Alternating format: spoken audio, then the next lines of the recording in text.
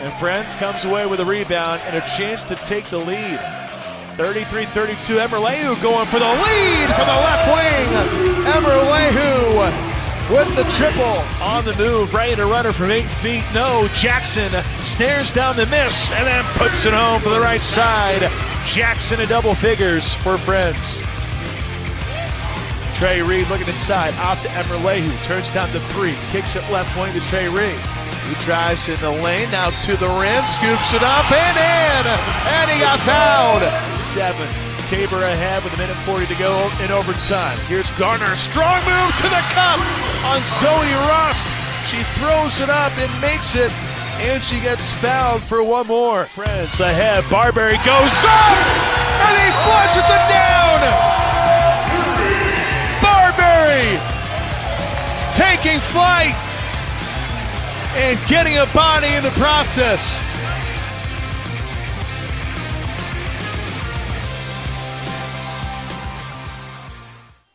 What's going on, everyone? Voice of the Friends Falcons, Pat Strathman, here for our first edition in 2024 for the Friends Basketball Show on ESPN Wichita 92.3 FM, broadcasting from Walk-On Sports Bistreaux.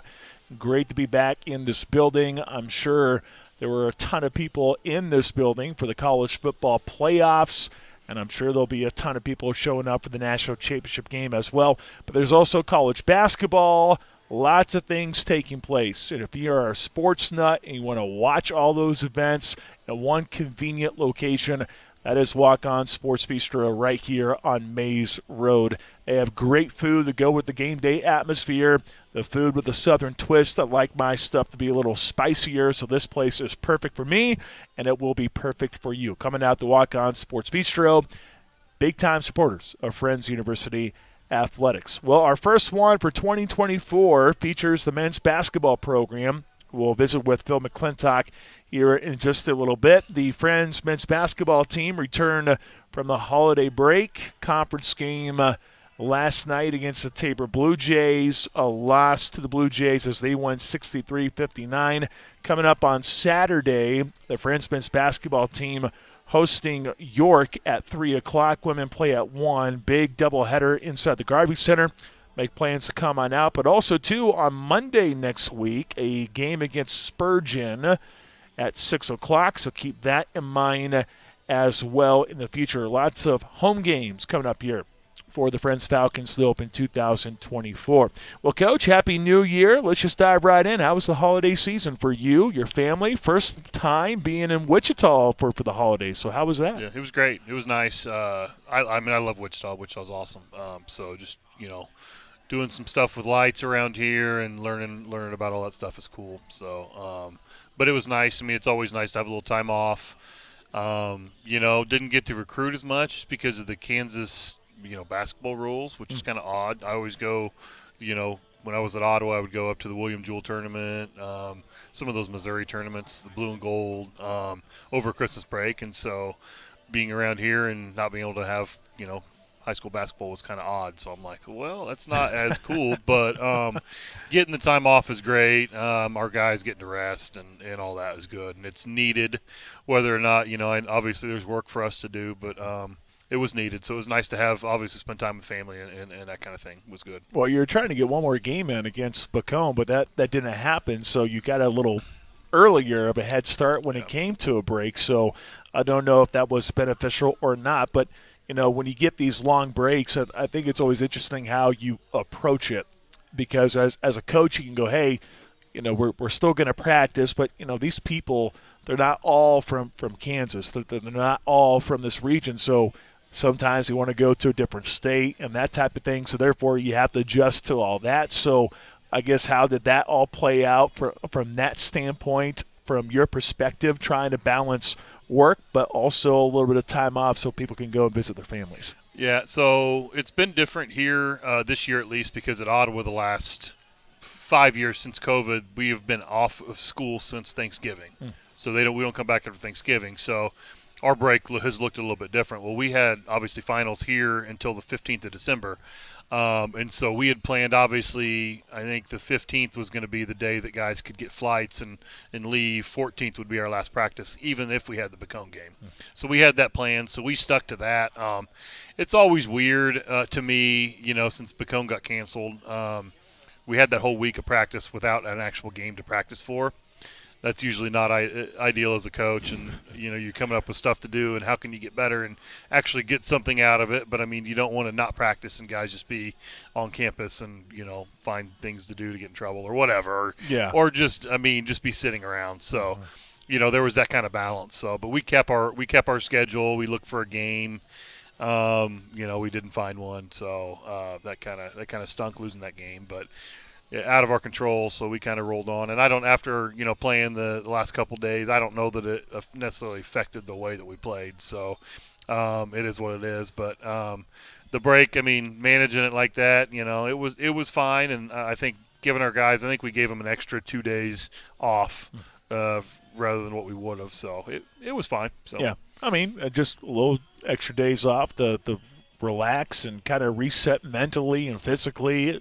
All the above there. That's certainly a thing that could very much help you. Yep. And you guys came back, and you guys played Emporia State on December 30th, which everyone's talking about New Year's. Everyone's so excited for New Year's, and everyone wants to experience the brand new year and kind of ring it in the right way. Well, it's always nice to have a game around December 30th, December 29th, whatever it might be, to where you can kind of shake off a little bit of the rust. And you guys scheduled a game at Emporia State. The SID over there, Don Weiss, sent me a text like, hey, you coming? I was like, no, I'm up in Seneca. Sorry, I'm not going to be making that one. But I was like, yeah, no, I'm excited because, when you take on an MIAA school, I know for some, the objective for any game is to win. But in most cases, it's just, hey, let's maybe try some different rotations, try some different things. So how did things play out against Emporia State in the exhibition? Yeah, it was good. I always like to have an exhibition there. Our women played Missouri Valley, and a lot of teams have played an actual game coming out. I would personally prefer to play an exhibition where it doesn't count as a win-loss, and you can kind of tune up in live action, and like you said, if you get somebody eligible or if somebody's ineligible. In our situation, we have a couple guys hurt, and so you're trying to give guys chances to get actual game minutes against a really good opponent. And so we were able to do that against Emporia, and we played really well. We battled, in those exhibitions. I've been in a lot of them, and sometimes it goes well, sometimes it doesn't. And our two this year, both of them went fairly well with Wichita State and then Emporia, being a ranked D2 team. They actually beat Newman by, 30-plus last night. And so and I got a text from Coach Doty, actually, and he was I'm not going to say exactly what it said, but he was definitely – he had texted us after the Emporia game and texted me and talked about how impressed he was with us and our game plan. So I was super proud of the guys and the way we defended especially, but played on both ends. So it was a good tune-up for us, and obviously didn't result in a win against Tabor, which stinks. But right. I think that the tune-up and giving us a chance to see those different lineups was really good. Phil McClintock, men's basketball coach at Friends University here on the Friends Basketball Show from Walk-On Sports Bistreaux. The Friends men's basketball team officially kicked off 2024 with a game against Tabor last night. A tough 4-point loss, 63-59. You guys had a great start, though, Coach. You guys were able to build a double-digit lead and felt pretty good about it. And then all of a sudden, things just kind of went awry, and Tabor came back, and Blue Jays found a way to take a lead. But you guys got a couple of late free throws from Steele Chapman to grab a lead at halftime. Then the second half just comes down to who's going to make that one big run to kind of create the separation. And you had a run to go up by 7 or so, but then things changed from that point forward. And then when you get to the gut time, the gut check time where there's 2 minutes left, who's going to execute, comes down to just making some shots and getting the balls to kind of bounce your way. And balls kind of bounce toward Tabor a little bit more so than you guys, which is why the Tabor Blue Jays got the win instead of you guys. Just your overall thoughts of what you saw last night against the Blue Jays. Yeah, no, I think you hit the nail on the head. I mean, it was a pretty even game the whole way. we made 2 runs in that game. We were obviously at the beginning of the game, and then it was like the 10-minute mark of the game, and we made a run and had stretched it to 7, and then we get a tee and after a foul and give them 4 free throws, and then it's 3, and then it was pretty much a tie game going in the last 3 minutes, and they banked in a contested jumper, and then we fouled 2 or 3 possessions where one of them was after a no board. So we didn't do those winning things you have to do, and offensively it just didn't really come easy for us. I feel like we didn't share the ball like we need to, and we usually do, and we missed some free throws late, and so it was all those things just kind of combined, and that's, I think, the reason we lost. And it was one of those, usually you want to win those at home, especially, and especially when you had that lead. But it's a learning experience, and everything's still new, and we're playing a lot of young guys, and so hopefully we can figure that out sooner than later, how to win those games, and we got to have some guys step up late and take over and seal games like that for us, and we just didn't last night. So. Yeah. Well, in terms of offense, down the stretch, you guys turned the KJ and just said, hey, go to the rim, and either you're going to get fouled or you're going to make a shot. And his overall numbers from the floor, not as efficient as he usually is, and I couldn't help but just think, man, his touch was just a smidge off. If it's just smidge to the right, it's probably going in. If it's to the left on that play, it's probably going to go in. It seemed like you guys were getting to your spots. Sometimes you just got to make those shots, which game of basketball becomes pretty easy. We can make some shots. Yeah, he was going through some stuff before the game too, and that kind of affected him, and which happens in the game of basketball. So either you play through it or somebody else stepped up, and I feel like we got to the point where it was. I mean, he was the only one that was willing to step up and make the plays, and so. But you're right. I mean, there were a lot of plays, even in the first half after we made our run. I feel like that was part of the portion. He missed a couple. I mean, pretty much gimmies for him, and kind of and then we just kind of lost kind of our juice there. But we did. I mean, he missed two free throws there late, which he has not done all year, and is not characteristic for him. So, but it is what it. I mean, they made plays and they got some boards late, and we could have done that too. So, kudos to them for winning. So, and you guys didn't have a couple normal players, both unavailable last night in the game. So here you are starting 2024 with already a different rotation. You put out Emerlehu in the starting lineup, and he delivered with a double-double, which is what you love to see there from Mao. But Deron McDaniel, he had a big game against Southwestern, finished with 10 points last night. But, all of a sudden you look at your team and you think, hey, we got some depth. We got some pieces here. You take away 2 guys, one a starter and one that came off the bench, and it's like, okay, well, we go from this rotation down to this. So now – as a coach, you're having to deal with that, and players are probably thrusted in different roles. And I would imagine that was part of the challenge last night against the Tabor Blue Jays. Yeah, it's definitely it's been a challenge for us just because of our lineups all year. I mean, when you're new and we bring in so many transfers, a lot of times it's hard to. Or it takes time. It's not hard. It takes time for guys to get comfortable and to figure things out. And so. I feel like at the end of the semester against Southwestern, I'm like, okay, we got it figured out. Like, we know who we were going to be. We got our lineup, and we were 9 deep, and then we lose 2 guys, to injury, and so now we're back to 7. Which, I mean, we have a couple other guys who are going to get looks, and we're going to have to play, and so, but we're just, we're a little bit different, and we're maybe not as deep, so. We got to figure it out and kind of figure out what style of play. It's definitely, I mean, we've played a couple games in the 50s now, and that's on purpose. It's not the way I like to coach, but we also got to do what we got to do to try to win. So we're just trying to figure out exactly who we're going to be after our injuries happen. So we're still working through that. Well, I know the points per game average at 83 points per game, so it's like, oh, what's up with the 50s, that type of thing. But as you brought up, you gotta adjust a little bit. You gotta adjust as things fly, and as much as you want to run and gun a little bit or do some different things, but also you have to adjust with different things too. And normally Drew being so reliable from beyond the arc, it was one of those nights to where the ball simply didn't want to go in for Drew. And It's going to be very rare, but he had one wide open three. I'm like, well, if there was ever a time they hit it, this would be it. And when it didn't go in, I'm like, well, sometimes that's the way the cookie crumbles. But that's part of the game of basketball. Adversity, it's going to come, and certainly there was some last night. Yeah, no doubt. I mean, yeah, he definitely he was a little bit off. And a big part of that to me was that the ball was just so stagnant to where, I mean, there were a few times, I mean, Steele hit him in the corner. He had 2 good looks that he missed. It's not characteristic, but usually the way we want to play is somebody's going to drive it, we're going to kick it, we're going to swing it, and then that pass is going to be the one that goes in, and those are easier to make. And so I just think we got to do a better job of finding him and driving to find him and all of our guys on the perimeter. I mean, we're just not shooting very many threes. We're not making very many threes.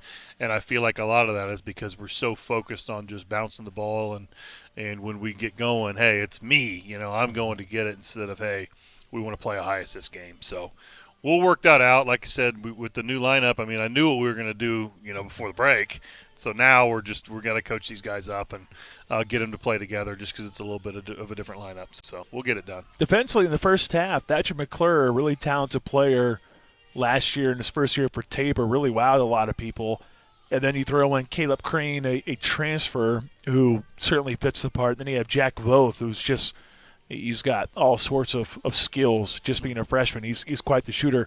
Those 3 guys were held in check. McClure and Caleb Crane didn't have a single bucket. Jack, I think, just had a couple of just layups around the rim. I think that was it. You only gave up 2 buckets to those 3 guys, which as a coach who is a defensive-minded coach, I bet you were pleased at halftime going, hey, guys, we shut those guys down in the first half. Yeah, our effort defensively has been better. It's been pretty good.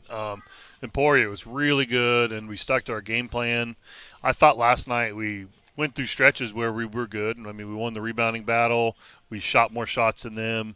I think last night was more of a problem of just moving the ball and playing together offensively than it was defensively, because if you look at shooting percentages, I mean, both halves, even the second half, they shot 44% from the field and, 25 or something from 3. So we defended well enough to win. We just, I mean, our shooting percentages were bad too, and our assist numbers were bad. So, I think if we can continue to bring that energy and effort defensively, we'll get things worked out offensively, and we'll be fine.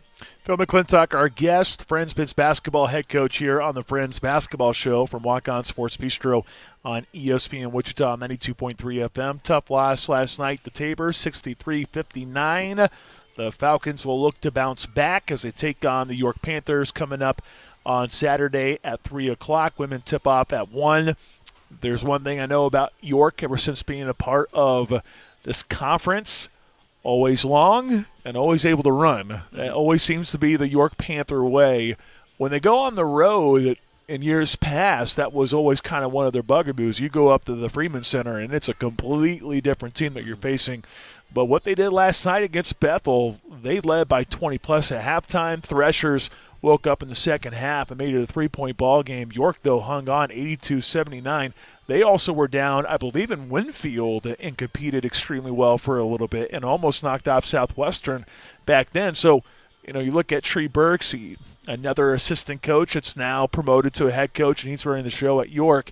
But no surprise, they have length. They're able to run and gun a little bit.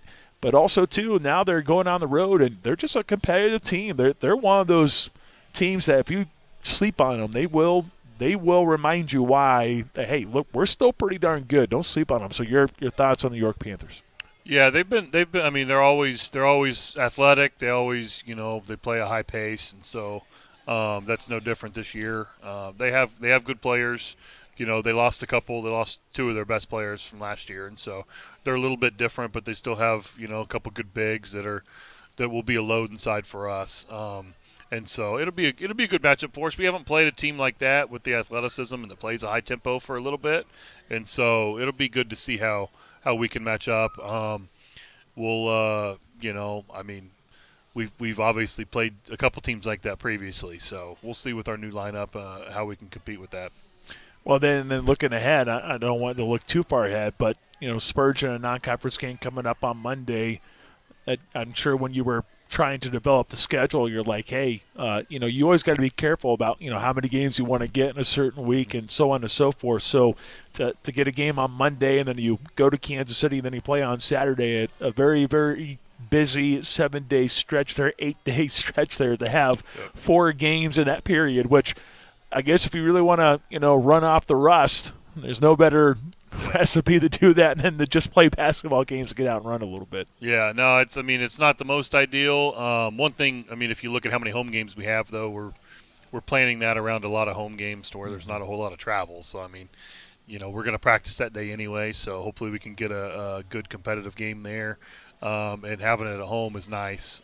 So it is. It's going to be. It's going to be busy. We're going to try not to wear our guys out too much in practice, but we got to continue to get better. And so, I would rather do that through playing basketball games than not. So, and when I took over, our schedule was kind of a mess, so we had to kind of piece something together. So that, they were looking for a game in January, and so putting that there, I think, was our best bet at the time. So. It'll be fun to play a little Monday non-con game, and over Christmas break. Yeah, be a little bit different, a little change of pace before returning back to conference playing, and probably get more shots inside the Garvey Center would be great because normally if you go to Kansas City and play Avila, normally teams shoot like 25% in that building, tend to do that. But maybe a little bit different this year in 2023, 2024. Coach, I want to ask, you had a kids clinic recently. So I wanted to ask about that, just the importance of having your first kids clinic earlier this year. It came just a couple days ago. I know you got another one coming up on January 15th. So your thoughts on getting a chance to have players and coaches get a chance to work with some of the youth here in this Wichita area? Yeah, it's something that being in the city it's a perk, and having our gym here. A big gym where you can, host things like that is something I'm super excited about. We had our team camp that was super successful this summer, and just trying to do. We'll do an individual camp the next summer too. We just didn't get around to it this year, but just doing a clinic. We're here, and so during Christmas break we have a little extra time, and so, us as coaches. Actually, my assistant Isaac. He's the one that put it on and basically did everything for it. So he did an awesome job with it. And like I said, Martin Luther King Day is the next one coming up. And so if you know anybody, encourage him to come, give him a T-shirt, work on skills. And he did an awesome job with that. And so, but just anything we can do to get kids in on campus, in our gym, give them a friend's, men's basketball shirt. And so, hopefully they'll continue to come, and we'll remember that, and maybe they'll eventually grow up and want to come back and play for us. Always a cool moment, having a chance to do stuff like that. It's really cool. Also, too, before the actual Christmas, I'm taking a look at a picture right now on your social media. That's a lot of toys and a lot of gifts there, Coach. Lots of stuff going on over there. It was. That was cool. That was I can't remember exactly what it's called. This is my first year, but it was I think it was Friends was working with the Red Cross, so all coaches. It was a service day, and a lot of players. We brought, I think, 10 guys that went and helped, and it was a really cool thing. And anytime you can give back to the community you're in is awesome. But seeing not only us, but athletic department wide and school wide being there and making a difference in the community for so many kids, because it was one of the biggest buildings I've ever been in my life, and it was full of toys, so it was pretty cool. And there was some good stuff there too. I was like, man, there's a lot of money here because I have kids, and those toys are expensive. So hey, you're probably looking at them going, hey, maybe that's a gift idea for my kid, that type of thing. There was, yeah. I wasn't obviously going to steal anything, but there were good items, so we'll just say that. So. Oh, but that's something. Well, with me being a new parent and having our first Christmas for our little girl, it's not as eventful as that. Yeah, for sure. You get a few gifts and here, open it. She'll hold it for a second. You do the ripping, and all right, that's that. Right. And there's the gift opening experience. Well, you'll get there. So and it only gets more pricey. So it only continues to go up, and I do know that it'll become more fun though going in the future. I do know that for sure. Yep. So a lot of neat stuff there in the community, and that's what it's about too, right? Having these resources, and I think that's one thing I've always enjoyed since being here in Wichita. And being a part of Friends University, the Garvey Center, there's so many different things that happen inside the Garvey Center. Yep. And I think that's a really neat deal, which I'm sure as the head coach, I'm sure you're like, hey, the fact we're doing all these different things, this is a really neat opportunity for Friends basketball to kind of showcase the skills a little bit. Yeah, it is. It's definitely something that's different than what I've been used to at Ottawa, just being, in a bigger community and having a bigger gym. And it's been nice learning from other coaches what they've done and talking to them and talking about, the opportunities you can do. There are opportunities not only for us to make money, but more importantly, just to do things in the community and, get people more interested in friends and friends basketball. And so having the opportunity to have people on campus all the time is awesome. No doubt. All right, Coach, thank you so much for your time. Best of luck on Saturday. All right, appreciate it. Thanks. Phil McClintock, head men's basketball coach at Friends University, here on the Friends Basketball Show from Walk-On Sports Bistreaux, right here on ESPN Wichita 92.3 FM. The Friends men's basketball team opened up 2024 with a loss to the Blue Jays last night, 63-59, but a chance to bounce back coming up on Saturday against the York Panthers. Tip-off at 3 o'clock. The women tip-off at 1 o'clock, so if you're expecting 5 and 7, it's been moved up to 1 and 3. So keep that in mind. Coming out to the Garvey Center, we'd love to see you and make it a great atmosphere for both those games. Then on Monday, a game against Spurgeon at 6 o'clock, so keep that on your schedule as well. And then the Friends men's basketball team travels to Kansas City to battle Avila, but they will be back on Saturday, January 13th to take on Sterling. That's a little glimpse at what's going to happen in a 7-day stretch for the Friends men's basketball team. Should be a lot of fun, though, here in 2024. We appreciate Walk-On Sports Bistreaux for their support of Friends University Athletics. We come out here every single week and record the show. Big fans of Walk-On Sports Bistreaux. The start of the new year, there's so many things taking place in January. You have the college football national championship. You have college basketball conference play heating up. Big 12-wise, that's something that's going to take place this weekend. There is also NFL playoff action that's going to be here just around the corner. You can catch all those different things right here at Walk-On Sports Bistreaux on Maze Road. A ton of TVs, excellent food. Coming out and support Walk-On Sports Bistreaux. Well, that does it for us here today. Thank you so much for listening and watching to the Friends Basketball Show here on ESPN Wichita 92.3 FM.